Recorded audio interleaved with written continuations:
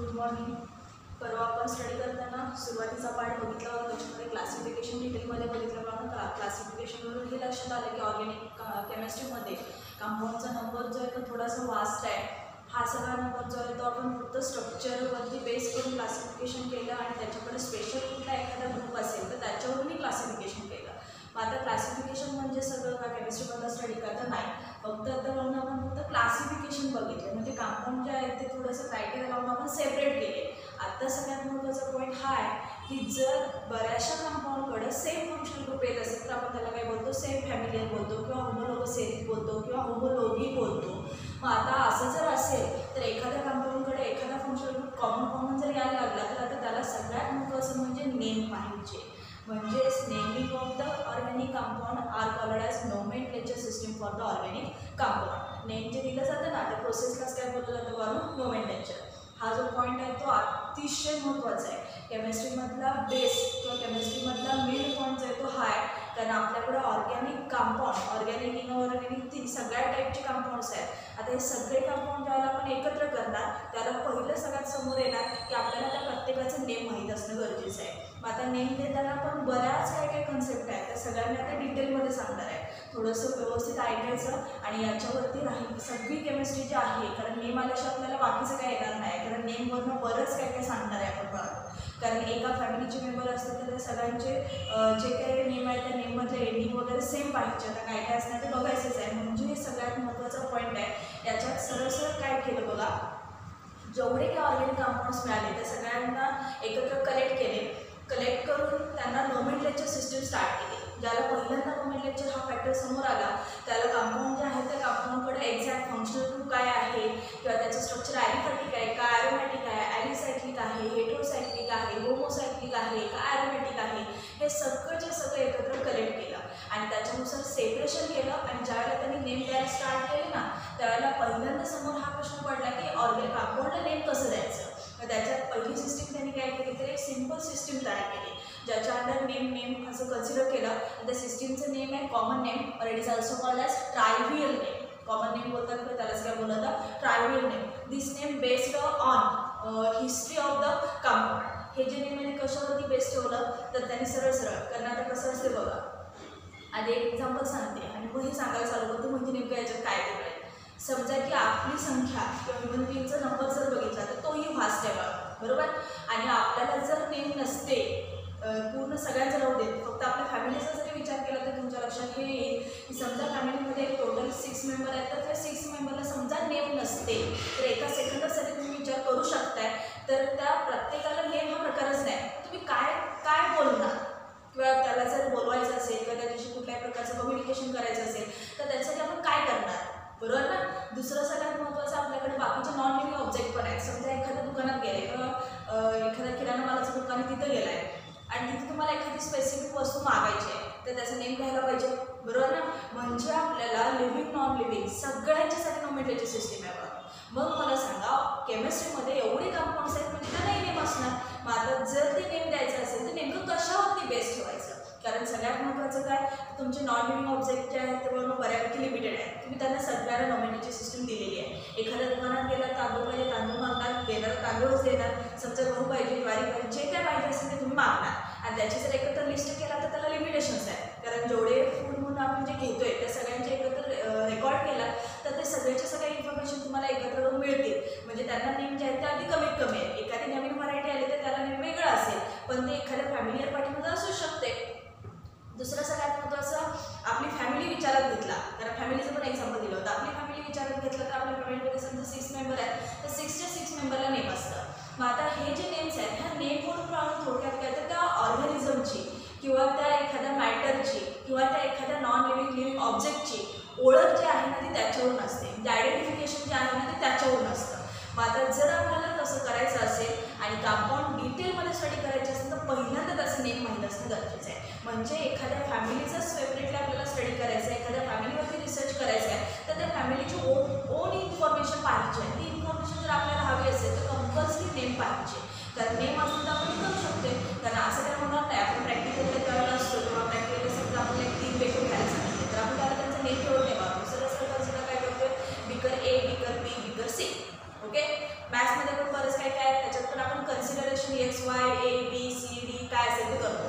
पण मग असं नोमेनक्लेचर अशी सिस्टीम जी आहे ती सगळ्यांच्यासाठी नाही चालणार आहे. म्हणजे आपल्याकडं ज्याला कंपाऊंड मिळतील त्याला त्या कंपाऊंडला जसं मिळतं तसं XYZ म्हणून चालेल का? नाही, म्हणजे त्यांना नेम पाहिजे. मग काय केलं बघा, ज्याला पहिल्यांदा आपल्याकडे कुठल्याही प्रकारची इन्फॉर्मेशन नव्हती त्यावेळी सरळ सरळ त्यांनी काय केलं, त्यांचे जे कंपाऊंड जिथे कुठं मिळतात म्हणजे त्यांचा ऑकरन्स म्हणा, त्यांची काही हिस्ट्री असेल, त्यांनी काही डिस्कवर केलेले सायंटिस्ट असतील, त्यांनी काय केलं तर प्रत्येकाला आपल्याला जसं वाटेल तसं नेम द्यायला स्टार्ट केलं. कारण ज्या नेमला कुठल्याही प्रकारचा अर्थ नसेल, ज्याच्यातून होल इन्फॉर्मेशन मिळणार आहे असा काय प्रकार नसेल. जस्ट एक्झाम्पल, तुमच्या ओळखीचे एक एक्झाम्पल देतो, तुमच्या लक्षात येईल मला काय म्हणायचं आहे. समजा आपल्याकडं CH3COH फॉर्म्युला आहे आणि याचं नेम आहे ॲसेटिक ॲसिड. हा व्हिनेगर म्हणून पण याचं कॉमन नेम यूज केला जातो, acetic acid. It is also called as vinegar. बरोबर, हा तुमच्या ओळखीचा मेंबर आहे. समजा हे नको असेल तर दुसरं एखादं एक्झाम्पल सायट्रिक ॲसिड आहे. बरोबर, कार्बोक्सिलिक ॲसिड सेरीजचा हा मेंबर आहे, सायट्रिक ॲसिड आहे. समजा हे नको आहे तर आपल्याकडे अजून एक पार्ट आहे इथिल अल्कोहोल आहे. बरोबर, म्हणजे ही सगळे एक्झाम्पल जे येतात ना किंवा ह्या सगळ्या ह्याच्यामध्ये जर बघितलात त्याच्यामध्ये ग्लायसिन आहे, ग्लिसेरॉल आहे, त्याच्यानंतर ॲलॅनिन आहे, मिथिलिन आहे. ही सगळी एक्झाम्पल जे आहेत ही जसे येईल तसं नेम द्यायला स्टार्ट केलं. पण प्रॉब्लेम हा झाला बाळांनो, याच्यात बऱ्याचशा सायंटिस्टनी वर्क केलं आणि त्यांनी जे वाटेल ते ग्रीक लॅटिन वर्ड यूज केले, कॉमन नेम दिलं सुद्धा. आता प्रॉब्लेम हा झाला की ज्या वेळेला कॉमन नेम सिस्टम स्टार्ट केली त्याला एवढे नोमेनक्लेचर आले की आपल्याला ते नेम देऊन देऊन संपले थोडक्यात. आता परत काय करायचं, कारण कंपाऊंडमध्ये कसं आहे, कंपाऊंड 1-2 कंपाऊंड नाही पण फास्ट केमिस्ट्री आहे, higher number of organic compounds आहेत. मग आता असं जर असेल तर ही असली नोमेनक्लेचर चालणार नाही, म्हणजेच आपल्याला ही सिस्टीम काय केली पाहिजे, थांबवली पाहिजे. मग आता त्यांनी परत काय केलं बघा, जसं मी मग असे एक्झाम्पल दिलं तसं पुन्हा थोडंसं बघा. नेम स्टार्ट करताना म्हणजे आपल्या याच्यामध्ये असते, समजा की आपल्याला एखादं घरी बोलवतात ना, आपलं काय असेल ते नेम असेल, पण आजी आजोबांनी काय केलेलं असते बाबा, समजा आपल्या आईवडिलांनी नाव असं एखादं काहीतरी वेगळं ठेवलं असेल जे आजी आजोबांना घेता येत नाही. बरोबर असेल असं काही जणांचं, तर त्यावेळेला काय करतात, ते आजी आजोबा दुसरंच काहीतरी नाव घेऊन बोलायला स्टार्ट करतात. म्हणजे फॉर एक्झाम्पल समजा की तुमचं रेग्युलर नेम जे आहे म्हणजे पाण्यातलं नेम ते वेगळंच आहे आणि समजा तुम्हाला काय पिंटू चिंटू किंवा आणि काय मुलींच्यामध्ये दीदी सोनू किंवा काय काय असेल ते. बरोबर, ही जी नेम्स आहे ही नेम म्हणजेच कॉमन नेम. तसंच कंपाऊंडला त्याच्या हिस्ट्रीनुसार त्याचं सोर्स, त्याच्या प्रिपरेशन मेथड, त्याचा ऑकरन्स याच्यावरून सरळ नोमेनक्लेचर दिलं. तुम्हाला माहिती असेल कदाचित, तर आपलं फॉर्मिक ॲसिड नावाचा कार्बोक्सिलिक ॲसिडचा फर्स्ट मेंबर आहे. फॉर्मिका त्याचा HCO आहे. फॉर्मिका नावाची अँट आहे, लाल मुंगी बघितली असेल सगळ्यांना, चावल्यानंतर काय होतं तेही माहिती असेल. तर ती फॉर्मिका नावाच्या मुंगीच्या त्या ह्याच्यावरून, फॉर्मिका नावाची अँट आहे त्याच्यावरून नाव काय दिलं त्या ॲसिडला, फॉर्मिक ॲसिड. सरळ सरळ डायरेक्टली दिले बघा. मग आता असं जर असेल तर ही सिस्टीम की कुठंपर्यंत चालणार, प्रत्येकालाच काय आपण हे अशा पद्धतीनं नोमेनक्लेचर देणार नाही आहे, कारण सगळ्यांचे सोर्स घेऊन बसलो तो नेम आपल्याला लक्षातच राहणार नाही. म्हणजे हे लक्षात आलं का बघा, जसं आपलं नेम घेता येत नव्हतं म्हणून काही जणांनी आपल्या नावाची तोडमोड केली किंवा एक वेगळंच काहीतरी नेम दिला आणि आपण त्याला पेट नेम बोललो, तसंच सेम याच्यामध्ये काय केलं त्यांनी, कॉमन नेम सिस्टीम काढली. काही कंपाऊंडसाठी ती कॉमन नेम सिस्टीम चालली बळत आणि आजही ती आहे. म्हणजे असं म्हणाल की ती संपली आणि त्याच्यानंतर नवीन सिस्टीम चालू झाली नाही. आजही काही कंपाऊंडला ओळखताना कॉमन नेम सिस्टीमच ओळखलं जातं. ॲसिडोन असेल, ॲनिलीन असेल किंवा इथिल अल्कोहोल असेल, सायट्रिक ॲसिड असेल, ग्लिसेरॉल असेल, ग्लायसिन असेल, भरपूर कंपाऊंड जे आहेत ती कॉमन नेमला चालतात. मग आता राहिला प्रश्न कशाचा, तर आपल्याकडे तेवढीच त्या नोसाचे एक्झाम्पल नाही आहेत. बरोबर ना, मग आता बाकी ज्यांच्यासाठी नोमेनक्लेचर द्यायचं तर काय करायचं, पुन्हा हे सगळे सायंटिस्ट एकत्र आले आणि त्यांनी सरळ सरळ काय केली, एक स्पेशल ब्रांच बनवली. केमिस्ट्रीमध्ये नोमेनक्लेचरसाठीची स्पेशल ब्रांच बनवली. त्या ब्रांचचं नेमच ठेवलं त्यांनी international union of pure and applied chemistry. आता हा काय प्रकार केला बघा, कारण ऑर्गॅनिक कंपाऊंडचा युजेस हे फास्ट आहे आणि त्याच्या यूजवरून किंवा कमर्शियल यूजवरून जर विचार करायचा झाला तर त्यांना कंपल्सरी नोमेनक्लेचर गरजेचं आहे. कमर्शियल यूज म्हणजे काय, तर आपल्याकडे जेवढी कंपाऊंड्स आहेत त्या सगळ्यांच्यापासून आपल्याला आज प्रोडक्ट तयार आहे. समजा अँटीबॉडीज वगैरे प्रोडक्शन करायचं आहे, हार्मोनल प्रोडक्शन करायचं आहे, तर बाळा ते कंपाऊंड्स लागतात. मग त्या सेरीजचे कंपाऊंड जर तिथं लागत असतील तर त्या कंपाऊंडला घेताना एक म्हणजे ॲप्लिकेबल केमिस्ट्री झाली, कारण ते ॲप्लिकेशनमध्ये आलं, कारण त्याचे यूज आहेत म्हणजे कंपल्सरी पाहिजे. आता पॉलिव्हिनिल क्लोराईड, PVC पाईप, आपल्या पाण्याच्या नळाचे पाईप PVC पाईप. बरोबर, पॉलिव्हिनिल क्लोराईड हा मेंबर आहे, ऑर्गॅनिक कंपाऊंड आहे ते पॉलिव्हिनिल क्लोराईड. त्याच्यावरून त्याचं नोमेनक्लेचर पण त्यांनी काय केलं, PVC केलं आहे.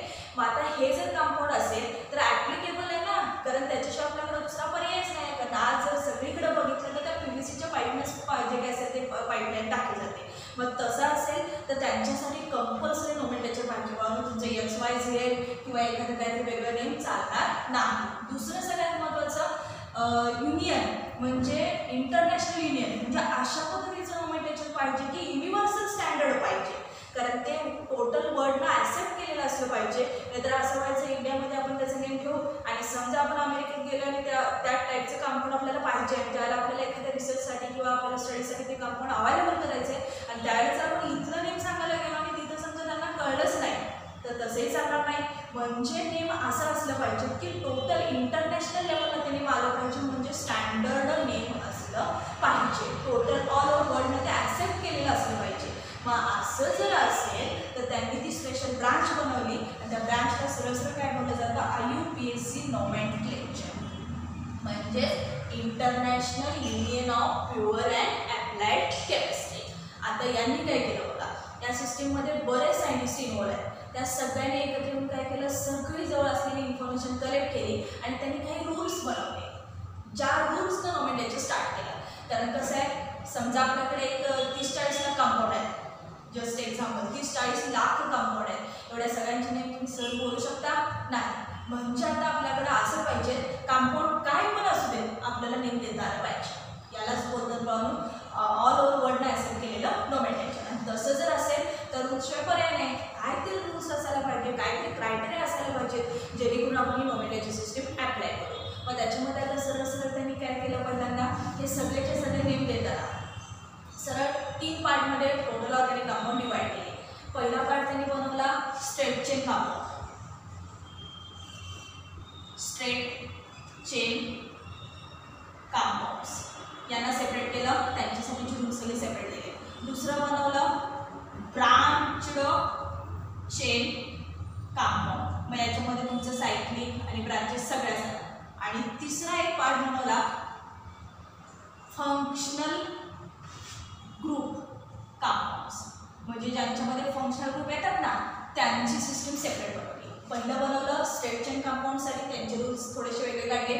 पुन्हा बनवलं सगळेच काय स्ट्रेट मेंबर नसणार आहेत आपल्याकडं, काही जणांना ब्रांचेस असणार, काही जण सायक्लिक फॉर्ममध्ये असणार, त्यांच्यासाठी वेगळी सिस्टीम बनवली. आणि तिसरी सिस्टीम बनवली फंक्शनल ग्रुप कंपाऊंड.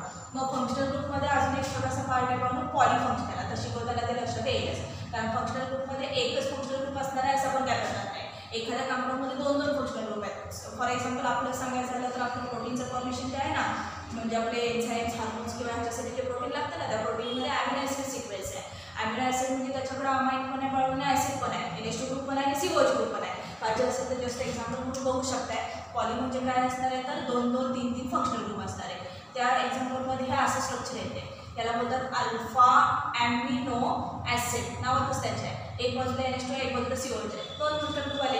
आता पॉलीफंक्शनल ग्रुप म्हणजे काय, more than 1 functional group present in the compound आपल्याला पॉलीफंक्शनल ग्रुप कंपाऊंड. आता तसं जर असेल तर त्यांना सिस्टीम वेगळी लागणार.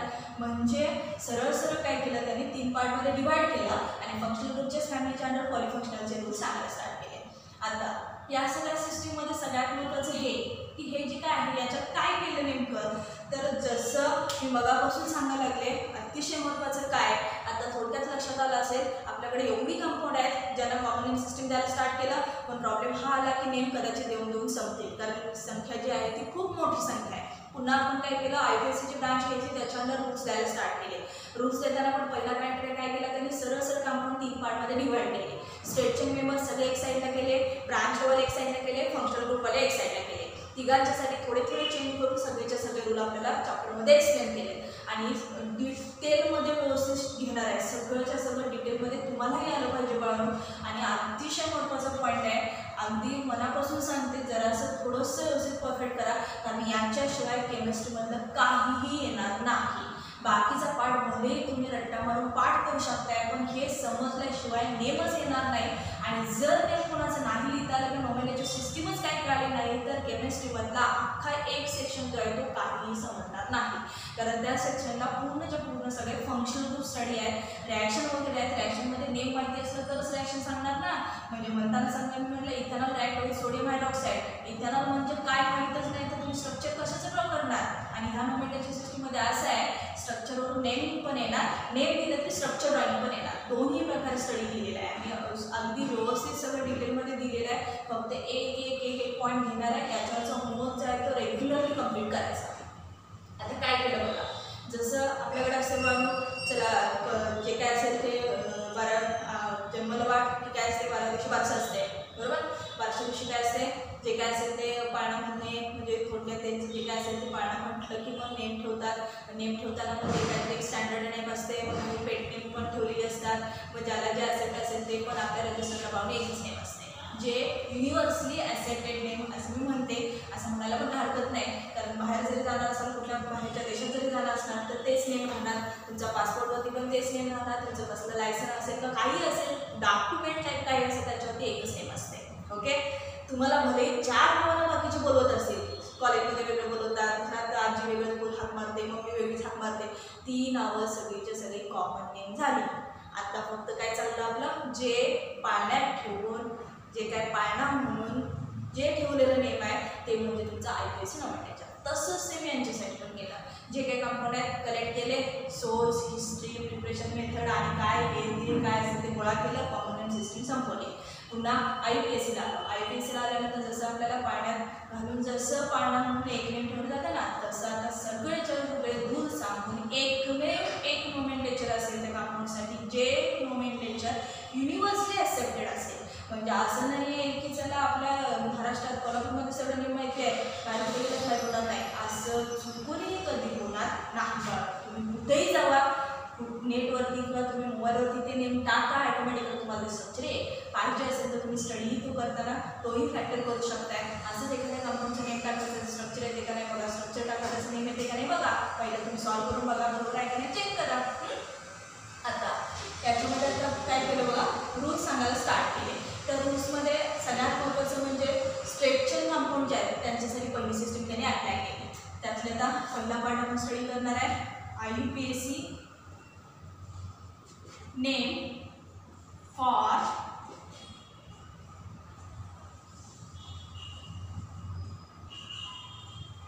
Straight chain compound. Straight chain कंपाऊंडसाठी IPSC नोमेनक्लेचर सिस्टीम केली. कारण आपण आता त्यांच्यातला एक पॉईंट बोलणार आहे, त्यातला आज आपण पहिला पॉईंट स्टडी करणार आहे, जो ऑलरेडी आपण स्टडी केलेला आहे, परत एकदा नवीन मी सांगणार आहे.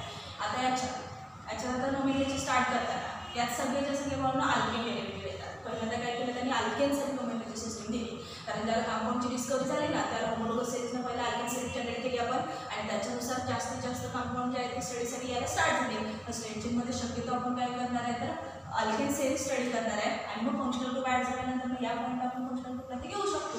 त्यातला पहिला मेंबर आपल्याकडे आहे बघा मिथेन, पुढं इथेन, पुढे आहे प्रोपेन, ब्युटेन, पेंटेन. आता आज मी तुम्हाला एक नवीन पार्ट देणार आहे. हे 5 कंपाऊंड फक्त जस्ट लिहिणार आहे, याच्या पुढचे जे 50 मेंबर आहेत, कारण 20 मेंबर मी तुम्हाला सांगितलेले आहेत बघा मागच्या लेक्चरमध्ये, ते सगळं आहे. आता याच्या पुढचा जो पार्ट आहे तो तुम्ही मला पुढचं जे काय असेल ते सगळं ड्रॉ करून द्यायचं. General molecular formula CH4 C2H6 C3H8 C4H10 आणि C5H5. ओके. सरळ मोलेक्युलर फॉर्म्युला जनरेट केला. हा कंपाऊंड सिरीज कशी काय बनवला, कसं काय लिहिला माहितीच आहे तुम्हाला. होमोलोगस सिरीज आहे. 10ला पहिले 10 मेंबर तुम्ही स्टडी केलेले आहेत, रिमेनिंग 10 मेंबर जे आहेत ते मागच्या लेक्चरला मी टाकलेले आहेत, बरोबर. आता मिथेनचं ज्याला स्ट्रक्चर ड्रॉ करायला स्टार्ट केलं, त्याला मिथेनमध्ये कार्बन ॲटम एकच आहे, त्यामुळे डायरेक्ट CH4 झालं. याचा फॉर्म्युला आहे CH3 त्याच्यानंतर CH3 CH2 CH3, पुन्हा याचा आहे CH3 CH2 CH2 CH3 आणि शेवटचा आहे CH3 CH2 CH2 CH3, बरोबर. आता या सगळ्या नोमेनक्लेचरमध्ये जर बघितला तर पहिले सगळ्यात महत्त्वाचं आपल्याला काय देतात, स्ट्रक्चर देतात. हे जे काही स्ट्रक्चर्स आहेत ते स्ट्रक्चर दिले तरी आपल्याला त्याचा मोलेक्युलर फॉर्म्युला म्हणजे सगळे काउंट करायचे, एकत्र त्याचं कंडेन्स करून पाहिजे तुम्हाला तो देऊ शकताय. आता मी थोडंसं उलटं घेतलं. हे समजा आता आपल्याकडं पेरेंट अल्केन जे आहे यांची नेम जे आहे ते कॅल्क्युलेट करायचे, कॅरी करायचे.